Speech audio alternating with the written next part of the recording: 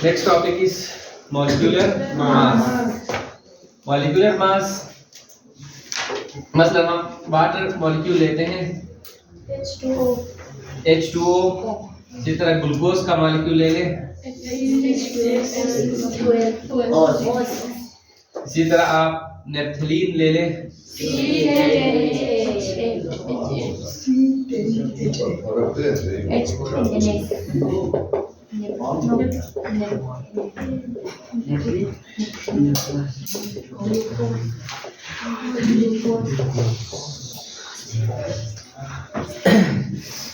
तीन मॉलिक्यूल आपके सामने मौजूद हैं, वाटर, ग्लूकोज, नेप्थलीन।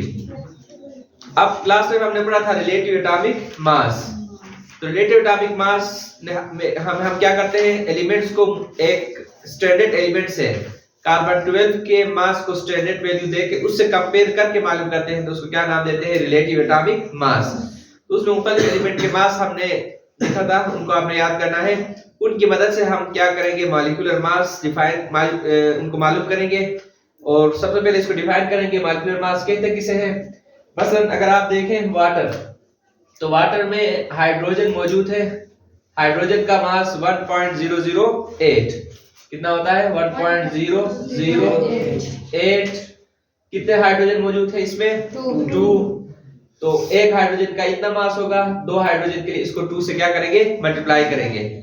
उसके बाद प्लस लिखेंगे, ऐड करेंगे। दूसरा एटम कौन सा है, ऑक्सीजन।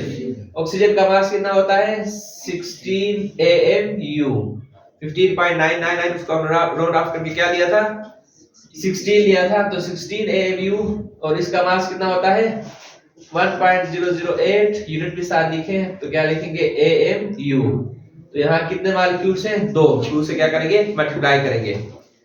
अब उसके बाद आप इसको क्या करें, इसको इससे मल्टीप्लाई करें तो क्या आएगा, 1.016 आएगा। 2 से इसको मल्टीप्लाई करें और दूसरी तरफ क्या है, 16। इन दोनों को ऐड करें, AMU के साथ लिखें, इन दोनों को ऐड करेंगे तो कितना आएगा, कितना आएगा, या ये इससे मल्टीप्लाई क्या आएगा, 2। तो इन दोनों को ऐड करें तो ये आपके पास आएगा 18.016 AMU। क्या आएगा, 18.016 AMU। या यूजुअली हम इसको क्या करते हैं, हाइड्रोजन का मास भी 1 लेते हैं। तो 2 हाइड्रोजन 2, एक ऑक्सीजन का मास कितना, 16 प्लस 2 कितना हुआ, 18 AMU। हमने क्या किया, वाटर मॉलिक्यूल में मौजूद एटम्स के एटॉमिक मासेस को हमने क्या किया, ऐड किया या उनका सम लिया। इसी तरह अगर आप ग्लूकोज देखें तो ग्लूकोज में एक कार्बन का मास कितना होता है, 12 AMU। तो कितने कार्बन है, 6। तो इसको 6 से मल्टीप्लाई करेंगे, प्लस हाइड्रोजन को हम 1 ही लेंगे, 1.008 एग्जैक्ट वैल्यू भी ले सकते हैं, लेकिन यूजुअली हम क्या लेते हैं, 1 लेते हैं। तो 1 AMU। कितने हाइड्रोजन है, 12 प्लस ऑक्सीजन कितना हुआ, 16। सारे यूनिट लिखे तो कितना होगा, 16 AMU। कितने ऑक्सीजन है, 6। तो इसको अगर आप मल्टीप्लाई करें, 6 12 are 72 AMU plus 1 12 are 12 AMU plus 6 को 16 से मल्टीप्लाई करें तो कितना आएगा, 96 AMU। तो इन सब को ऐड करें तो आपके पास आएगा 180 AMU। कितना आएगा, 180 AMU। इसी तरह नेप्थलीन देखें तो कार्बन का मास, एक कार्बन कितना होता है, 12 AMU। कितने कार्बन है, 10। इस 12 को किस मल्टीप्लाई करेंगे, 10 से, प्लस दूसरे एटम कौन सा इसमें, हाइड्रोजन का मास कितना होता है, 1 AMU। तो कितने हाइड्रोजन है इसमें, 8। किससे मल्टीप्लाई करेंगे, 8 से। तो ये आपके पास क्या आएगा, 10 को 12 से मल्टीप्लाई करेंगे तो कितना आएगा, 120 AMU। 8 को 1 से मल्टीप्लाई करेंगे तो क्या आएगा, 8 AMU। इन दोनों को ऐड करेंगे तो इसका सम क्या आएगा, 128 AMU। तो हमने इन 3 एग्जांपल्स में क्या किया, 3 मॉलिक्यूल हर मॉलिक्यूल के एटम के एटॉमिक मासेस को क्या किया, ऐड किया तो जो हमारे पास उनका सम आया, इस सम को क्या नाम देते हैं, मॉलिक्यूलर मास कहते हैं। क्या कहेंगे, मॉलिक्यूलर मास। बिल्कुल सिंपल सी एक्सप्लेनेशन है, किसी भी मॉलिक्यूल में मौजूद एटम्स के एटॉमिक मासेस के सम को क्या कहेंगे, मॉलिक्यूलर मास कहेंगे। कहेंगे मॉलिक्यूलर मास किसी भी मॉलिक्यूल में, मसलन वाटर एक मॉलिक्यूल है, ग्लूकोज दूसरा मॉलिक्यूल है, नेफ्थलीन तीसरा मॉलिक्यूल है, तो इन मॉलिक्यूल में मौजूद एटम्स के, यानी वाटर का अगर आप मॉलिक्यूलर मास मालूम करें तो वाटर में कौन से एटम्स मौजूद थे, 2 हाइड्रोजन और 1 ऑक्सीजन। तो इनके मासेस को आपने क्या किया, ऐड किया। तो ऐड करने से क्या आया, इनका सम आया। तो किसी भी मॉलिक्यूल में मौजूद एटम्स के एटॉमिक मासेस के सम को क्या नाम देते हैं, मॉलिक्यूलर मास कहते हैं। इसी तरह वाटर का मॉलिक्यूलर मास कितना होता है, 18 AMU या 18.016 AMU। इसी तरह ग्लूकोज में 6 कार्बन के मास से हमने मल्टीप्लाई किया 12 हाइड्रोजन, एक हाइड्रोजन के मास से मल्टीप्लाई किया 12 हाइड्रोजन को, और उसके बाद 16 ऑक्सीजन का मास, कितने ऑक्सीजन है ग्लूकोज में, 6, तो इसको 16 से मल्टीप्लाई किया और इन सब को ऐड किया तो हमारे पास क्या आया, 180 AMU। तो ग्लूकोज का मॉलिक्यूलर मास कितना होता है, 180 AMU। तो एटॉमिक मासेस को हमने क्या किया, सब। इसी तरह नेफ्थलीन में 10 क्या है, कार्बन है, और 8 क्या है, हाइड्रोजन। तो इनमें मौजूद एटम्स के एटॉमिक, जितने एटम्स है सबके एटॉमिक मासेस के सम को क्या नाम देते हैं, मॉलिक्यूलर मास। तो सिंपल सा है, मॉलिक्यूल ले लें, उसमें मौजूद एटम्स के एटॉमिक मासेस आपको याद होने चाहिए। उन एटॉमिक मासेस को क्या करें, ऐड करें, जमा करें, तो जो सम आपके पास आएगा उस सम को क्या नाम देते हैं, मॉलिक्यूलर मास कहते हैं। कोई मसला तो नहीं है, ठीक है, आसान सिंपल से बातें हैं। उसके बाद दूसरा टॉपिक आपने इससे रिलेटेड याद रखना है, दैट इज फार्मूला मास। अब फार्मूला मास को डिफाइन करने से पहले आप डिफाइन करेंगे फार्मूला यूनिट। किसको डिफाइन करेंगे, फार्मूला यूनिट को। अब वाटर, ये जितने भी मॉलिक्यूल्स हैं ये कोवेलेंट मॉलिक्यूल्स हैं। इनमें कौन सी बॉन्डिंग पाई जाती है, कोवेलेंट। और कोवेलेंट बॉन्डिंग की वजह से ये अलग मॉलिक्यूल की फॉर्म में एग्जिस्ट करते हैं। किस फॉर्म में एग्जिस्ट करेंगे, अलग मॉलिक्यूल की फॉर्म में। मसलन वाटर एक अलग इंडिविजुअल एक मॉलिक्यूल होता है 2 हाइड्रोजन और 1 ऑक्सीजन के कॉम्बिनेशन से। इसी तरह ग्लूकोज एक अलग इंडिविजुअल मॉलिक्यूल है जिसमें 6 कार्बन होते हैं, 12 हाइड्रोजन होते हैं और 6 क्या होते हैं, ऑक्सीजन होते हैं। तो उस एक मॉलिक्यूल को हम लेके उनके मासेस को क्या किया, ऐड किया। इसी तरह नेफ्थलीन एक इंडिविजुअल मॉलिक्यूल की फॉर्म में एग्जिस्ट करता है। इसके अलावा बहुत सारे कंपाउंड्स ऐसे हैं जो जिनमें कोवेलेंट बॉन्डिंग नहीं होती, बल्कि उनमें कौन सी बॉन्डिंग होती है, आयनिक बॉन्ड। कौन सी बॉन्ड होती है, आयनिक बॉन्ड होती है। आयनिक बॉन्ड को आपने छोटी क्लास में पढ़ा है। आयनिक बॉन्ड में क्या होते हैं, आयंस होते हैं। क्या होते हैं, आयंस होते हैं। मुख्तलिफ आयंस मिलते हैं, तो कोई इंडिविजुअल मॉलिक्यूल में आप उसको डिफरेंशिएट नहीं कर सकते, बल्कि एरेस ऑफ आयंस होते हैं। उसमें एक्स एक्सिस में, वाई एक्सिस में, जेड एक्सिस में आयंस क्या होते हैं, पॉजिटिव और नेगेटिव आयंस फैले हुए मौजूद होते हैं। तो उसमें कोई, उसको आप पूरे सोडियम क्लोराइड को अगर आप ले लें तो उसको आप एक मॉलिक्यूल में डिफरेंशिएट नहीं कर सकते, बल्कि उसमें बहुत सारे आयंस मिले होते हैं, उनकी एरेस होती है एक्स वाई जेड एक्सिस में। तो इसलिए उसको हम इंडिविजुअल मॉलिक्यूल की फॉर्म में उसको डिफरेंशिएट नहीं करते। तो उसको क्या करते हैं, उसमें हम जो आयंस है बहुत सारे, उनकी सिंपलेस्ट रेशियो देखते हैं। क्या देखते हैं, सिंपलेस्ट रेशियो, कि एक पॉजिटिव आयन के लिए या कितने पॉजिटिव आयंस के लिए कितने नेगेटिव आयंस उस पूरे आयनिक कंपाउंड में पाए जाते हैं। तो उनकी जो सिंपलेस्ट रेशियो निकालते हैं, उस रेशियो जो की वजह के मिलाने से, आयंस को मिलाने से जो यूनिट बनता है उसको नाम देते हैं फार्मूला यूनिट। मतलब सोडियम क्लोराइड क्यूबिक ज्योमेट्री होती है, cubic X Y Z axis में क्या होते हैं, फैले हुए हैं सोडियम क्लोराइड के आयंस, सोडियम और क्लोरीन के आयंस। तो इसका जो सिंपलेस्ट यूनिट है वो क्या है, Na और Cl। यानी इसमें क्या होंगे, आपके पास सोडियम आयंस मौजूद होंगे और साथ देंगे इनका जो सिंपलेस्ट रेशियो है आयंस का, उसको क्या नाम देंगे, फार्मूला यूनिट। तो सिंपल वर्ड्स में आपने क्या याद रखना है, कोई भी कोवेलेंट बॉन्डिंग होती है तो वो इंडिविजुअल मॉलिक्यूल की फॉर्म में एग्जिस्ट करता है। जहां आयनिक बॉन्डिंग होती है वो इंडिविजुअल मॉलिक्यूल की फॉर्म में एग्जिस्ट नहीं करता, बल्कि उसमें क्या होते हैं, अपोजिटली चार्ज आयंस के क्या होते हैं, एरेस होते हैं। तो उस आयंस की जो सिंपलेस्ट रेशियो है, उस रेशियो को क्या नाम देते हैं, फार्मूला यूनिट कहते हैं।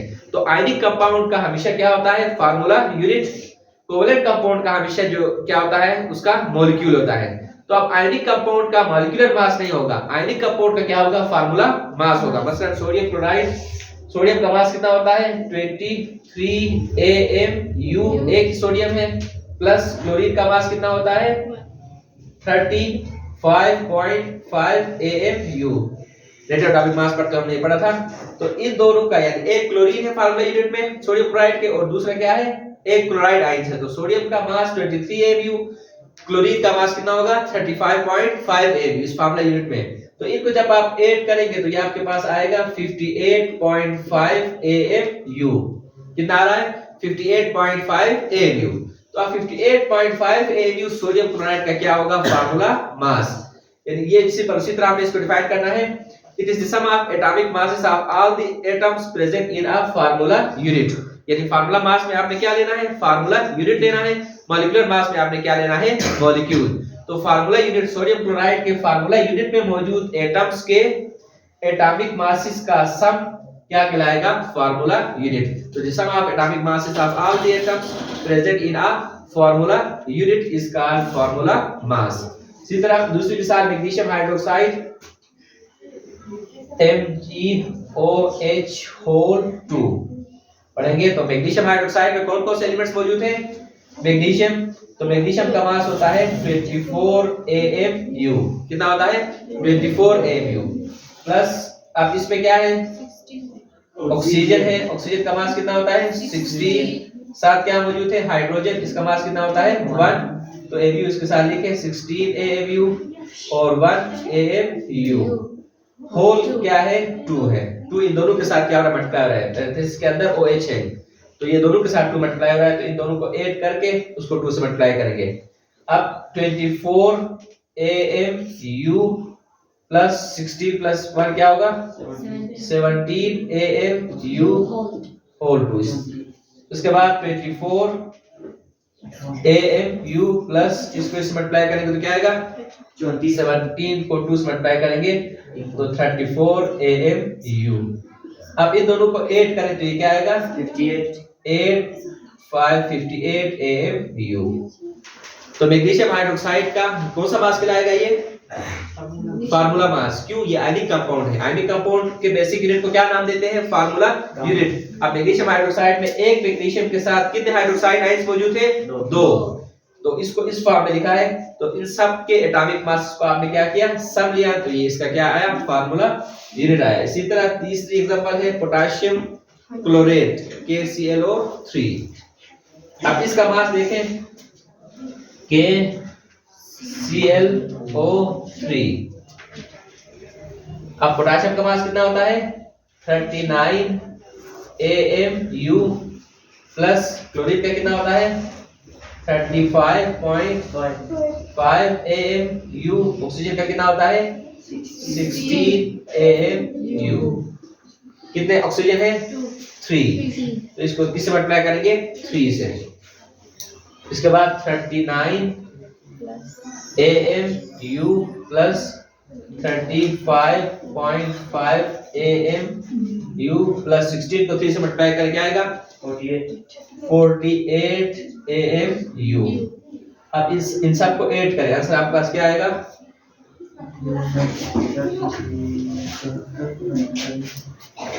85 कितना होगा 13 to 9 कितना होता है 22, 2 आया 2 के 6 और 3 कितना हुआ 9 और 3 कितना हुआ 12। तो 122.5 AMU। तो ये किसका फार्मूला मास हुआ KClO3 का। उसके बाद ये दो इसी तरह NaHCO3, तो ये क्या है सोडियम बाइकार्बोनेट। तो इसका फार्मूला मास आप मालूम कर सकते हैं। कैसे मालूम करेंगे, फार्मूला देखेंगे सबसे पहले NaHCO3। तो कौन कौन से एटम्स मौजूद है इसमें, सोडियम।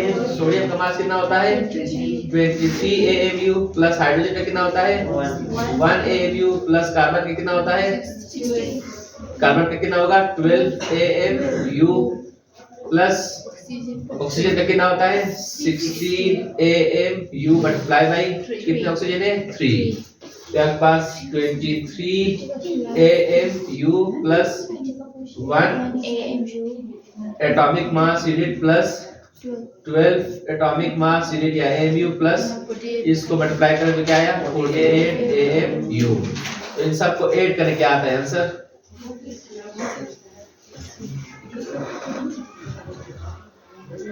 14 4 5 6 8 कितना आ रहा है देखिए 84 AMU। तो सोडियम बाइकार्बोनेट या इसको सोडियम हाइड्रोजन कार्बोनेट भी कहते हैं, सोडियम बाइकार्बोनेट भी कहते हैं। तो इसका जो फार्मूला मास आया वो कितना आया 84 AMU। इसी तरह इसका आप खुद मालूम करके देखें, इसका एटॉमिक मास आपके पास इसका जो मास आएगा वो कितना आएगा, वो इनमें मुझे एटम्स से एटॉमिक मास इसको क्या करें ऐड करें तो आपके पास एटॉमिक मास आएगा। तो एक दफा रिवाइज करते हैं फिर आप मालूम करें वाला देखें। मॉलिक्यूलर मास कहते हैं किसी भी मॉलिक्यूल में मौजूद एटम के एटॉमिक मासेस के सम को क्या कहते हैं मॉलिक्यूलर मास। तो अक्सर जहां कोवेलेंट बॉन्डिंग होगी जो मॉलिक्यूल की फॉर्म में एग्जिस्ट करेगा उसके मास को आप क्या कहेंगे molecular mass. Formula mass ionic compound molecule की फॉर्म में एग्जिस्ट नहीं करता, उसके जो बेसिक यूनिट है उसको क्या नाम देते हैं फार्मूला यूनिट। अब उस फार्मूला यूनिट में आयनिक कंपाउंड के फार्मूला यूनिट में मौजूद एटम के एटॉमिक मासेस के सम को क्या नाम देंगे फार्मूला मास कहेंगे। कैसे मालूम करते हैं इसके लिए आपको पहले एटॉमिक रिलेटेड एटॉमिक मास मालूम होने चाहिए मुख्तलिफ एलिमेंट्स के, और उसके बाद उनको आपने क्या करना है मॉलिक्यूल का फार्मूला देखना है, उस फार्मूले में कौन से एटम्स मौजूद हैं कितनी तादाद में मौजूद है वो आपको पता चलेगा। फिर सिंपली उनमें मौजूद एटम जितने भी हैं उन सब के मासेस को आपने क्या करना है ऐड करना है। मॉलिक्यूल होगा तो मॉलिक्यूलर मास होगा, फार्मूला यूनिट होगा आयनिक कंपाउंड का तो उसका क्या होगा फार्मूला मास होगा। ये था आज का आप टॉपिक। Thank you.